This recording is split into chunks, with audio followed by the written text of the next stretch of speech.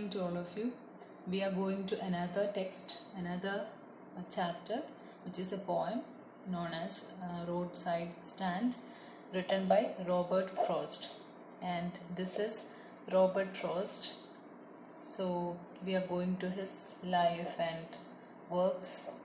It is an introduction on Robert Frost before going to our text. Robert Lee Frost was born on March 26, 1874, January 29th, and died on January 29th, 1963. Like I said, he was an American poet. His work was first published in England before it was published in the United States. And he is known for his realistic depiction of rural life and his command of American colloquial speech. He belongs to a countryside and he was a lover of farming, but as he had some problem with farming, he failed in farming, he turned towards teaching and writing poetry.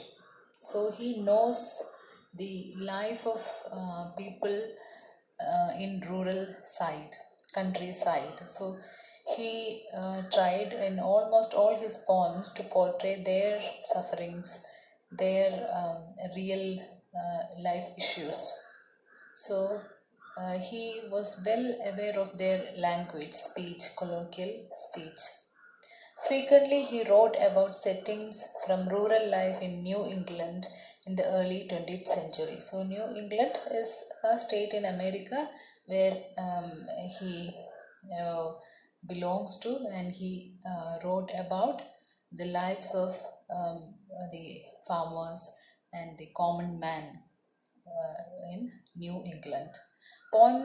His poems explore the fundamental questions of human existence. How, what, why, how of human life. So the various aspects of human life, the transience of money, richness.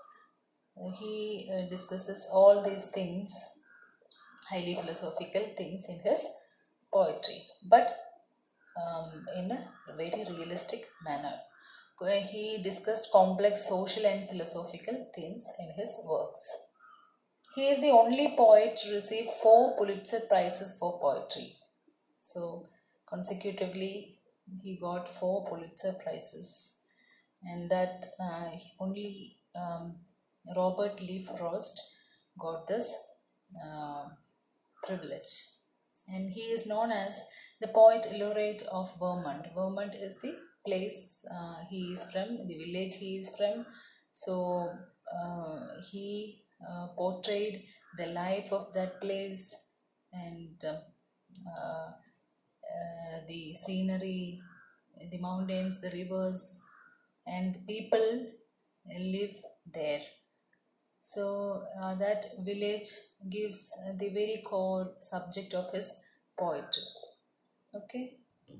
And he's talking about his personal life. We can see he had so many misfortunes in his life.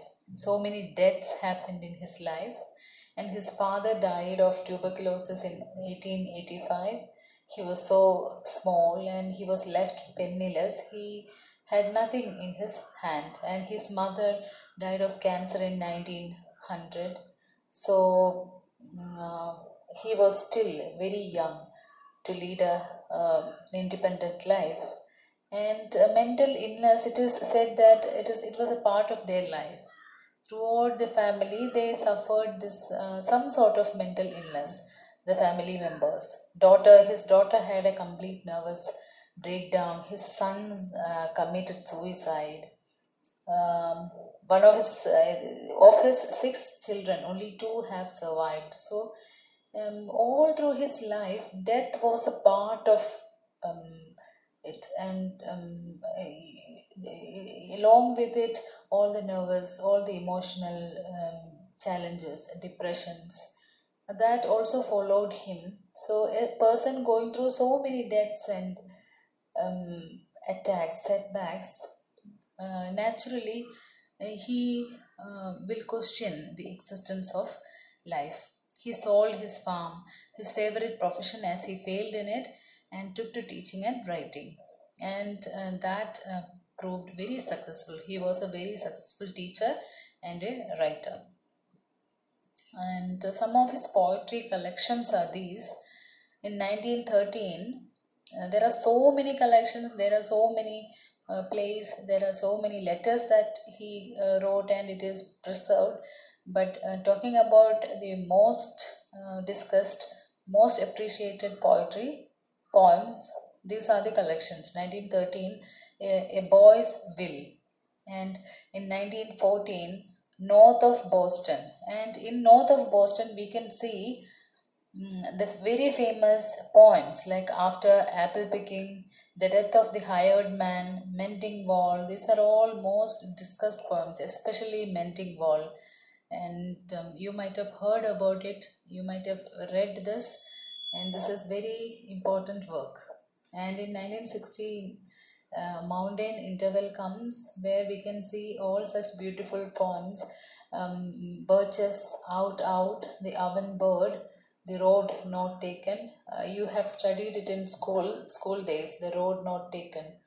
So a very highly philosophical poem.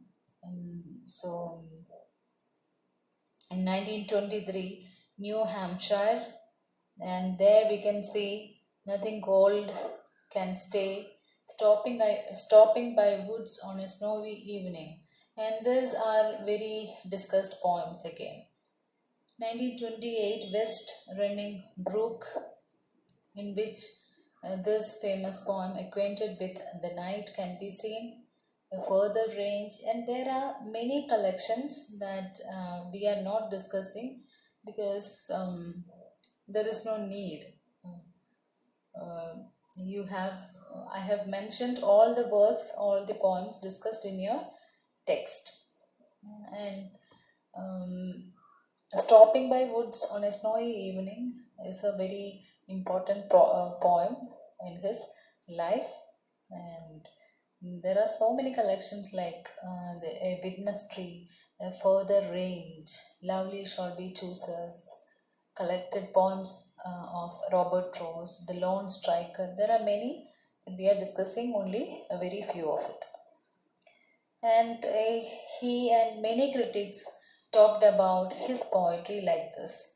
Frost's choice of words, the colloquial rhythm, and the simplicity of his images are akin to the rusticity and honesty of the scythe or the plough. So, his words, his colloquial rhythm, we have said how he has used the colloquial language of the farmers or the people belong to that Vermont village, and those words and the rhythm he employed in his poetry and the simplicity of images. All the images are very common countryside images. It is like very honest images, very rustic. Rustic means village, very rural images, like scythe or plough. Scythe is a tool for farmers to work. നമ്മൾ അരിവാളൊക്കെ പോലെയുള്ള ഒരു instrument. പ്ലവ് we know, നില ഉഴുതുമ്പുള്ള ഒരു സാധനം. It cuts through the grass, it clears, it ploughs the land. അതിലാണ് farmers പിന്നെ പണിയെടുക്കുന്നത്. So such like very normal images have been employed by him in his poetry. And talking about his poetry, he told that I prefer the synecdoche in poetry, that figure of speech is in which we use a part of the whole. Synecdoche is a figure of speech where we use a part of the whole. So he tried to employ these techniques in his poetry. We'll discuss it in the poem when we have such instances more. So just for information, when you write examination, try to use some of the quotations so that the evaluator will get impressed of your paper. So, and his poems begin in delight and end in wisdom. There is a wisdom that we attain, that knowledge, that enlightenment that we attain after reading his poem. There are struggles, there are pains delineated in his poetry, but the end of it will find a kind of wisdom, a new knowledge will be there at the end of each of his poetry. And these are some of the images that we can find in his poetry. The boy who climbs, swings and bends the birch's tree.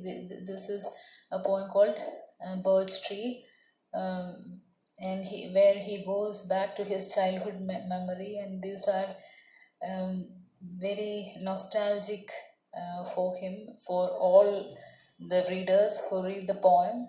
The farmer who insists on mending the wall between neighbors. This is come in the poem Mending Wall.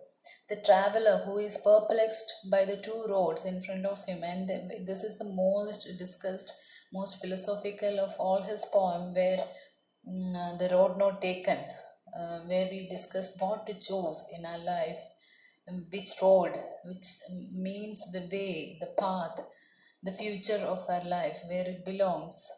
So every life, this philosophy is applied. The tired apple picker who dreams of unplucked apples looming large on boughs. So the farmer, the common man comes and play in many of his poems. The duty-conscious explorer who refuses to be drawn into the lovely dark forest. And he used free verse without any much meters.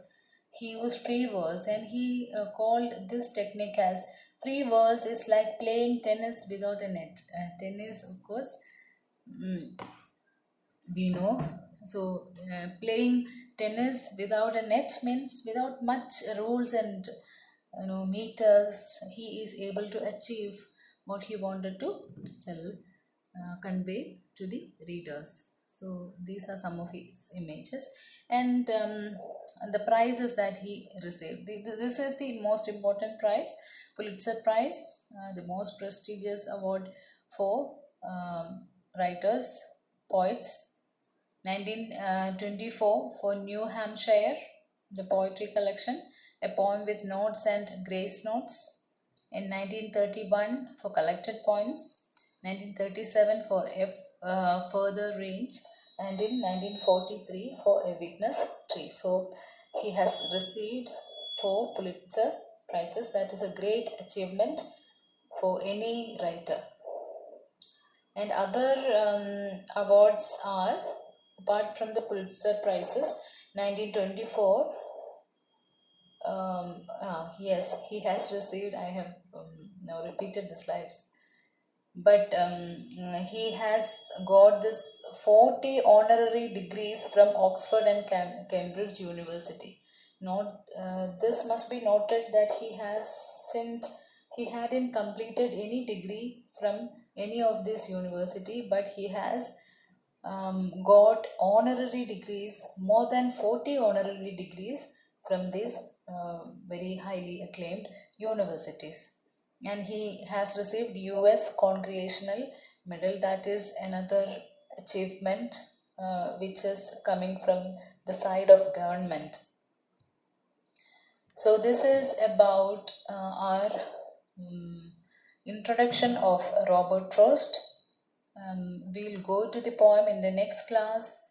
I hope you have followed. This is not very important, but it will be good to note some of the words, because it comes as objective questions in examinations. So try to by heart some of the quotations and some of the works, and knowing his background, his style will help you to understand his poems better.